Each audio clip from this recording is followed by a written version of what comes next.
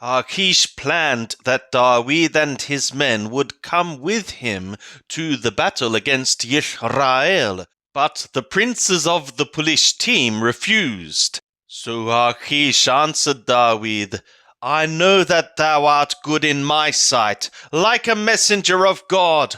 Notwithstanding, the princes of the Pelishtim have said, He shall not go up with us to the battle.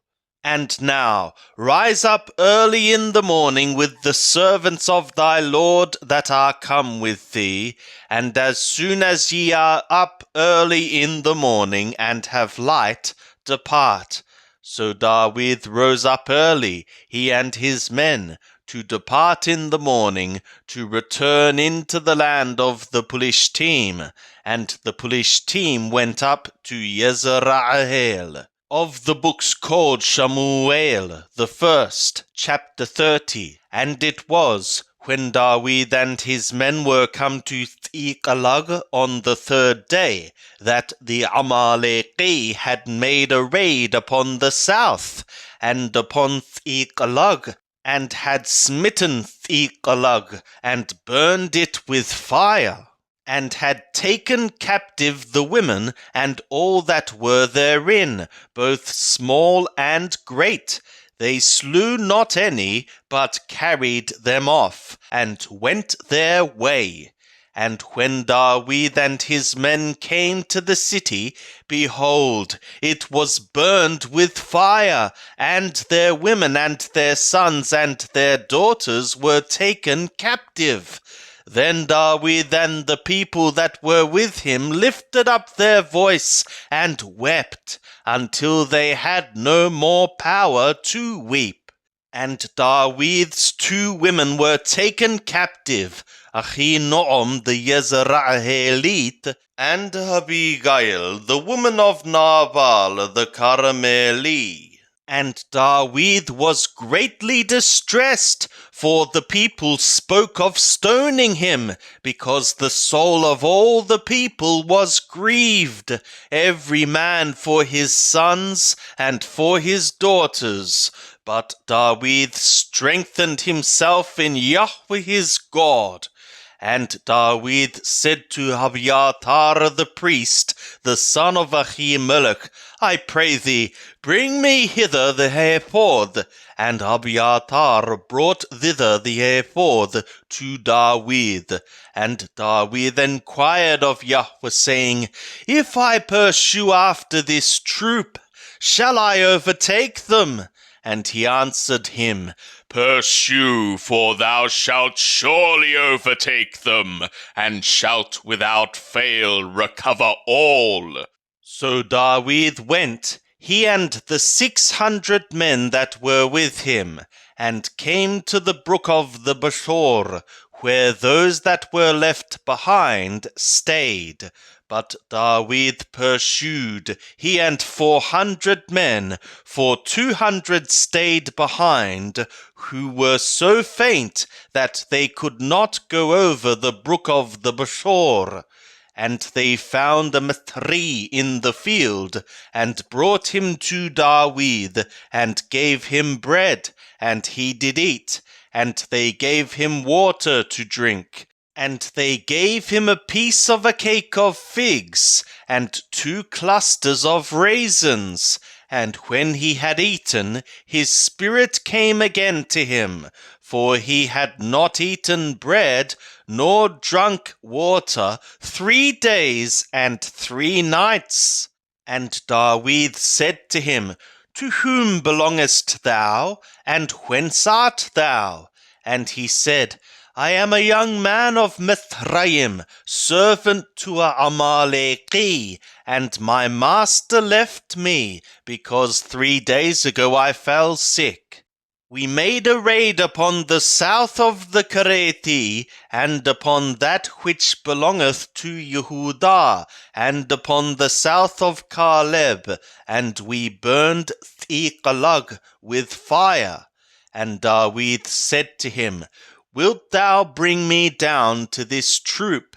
And he said, Swear to me by God that thou wilt neither kill me nor deliver me up into the hands of my master, and I will bring thee down to this troop. And when he had brought him down, behold, they were spread abroad over all the ground, eating and drinking and dancing, amidst all the great spoil that they had taken out of the land of the Pelishtim and out of the land of Yehudah. And David smote them from the twilight even to the evening of the next day, and there escaped not a man of them, except 400 young men, who rode upon camels and fled. And David recovered all that Amalek had taken, and David rescued his 2 women. And there was nothing lacking to them, neither small nor great, neither sons nor daughters, neither spoil, nor anything that they had taken to them. David brought back all. And David took all the flocks and the herds, which they drove before those other cattle, and said, This is David's spoil. And David came to the 200 men who were so faint that they could not follow David, whom also they had made to abide at the brook of the Besor, and they went forth to meet David, and to meet the people that were with him. And when David came near to the people, he saluted them. And every man wicked and of worthlessness from the men who went with David responded, and they said, Because they went not with us, we will not give them aught of the spoil that we have recovered, except to every man his woman and his children, that he may lead them away and depart. Then said David, Ye shall not do so, my brothers, with that which Yahweh hath given to us, who hath preserved us, and delivered the troop that came against us into our hand. And who will hearken to you in this matter? For as his share is that goeth down to the battle, so shall his share be that tarrieth by the baggage. They shall share alike. And it was so from that day forward that he made it a statute and an ordinance for Israel to this day. And when David came to Ziklag, he sent of the spoil to the elders of Yehudah, even to his friends, saying, Behold, a present for you of the spoil of the enemies of Yahweh. To them that were in Bethel, and to them that were in Ramoth of the south, and to them that were in Yatir, and to them that were in Aroer, and to them that were in Shaphamoth, and to them that were in Eshtemoa, and to them that were in Rachal, and to them that were in the cities of the Yerahmeeli, and to them that were in the cities of the Qeni, and to them that were in Heramah, and to them that were in Bor-Ashan, and to them that were in Athach, and to them that were in Hebron, and to all the places where David himself and his men went about there. Now the Pelishtim fought against Israel, and the men of Israel fled from before the Pelishtim, and fell down slain in Mount Gelabor.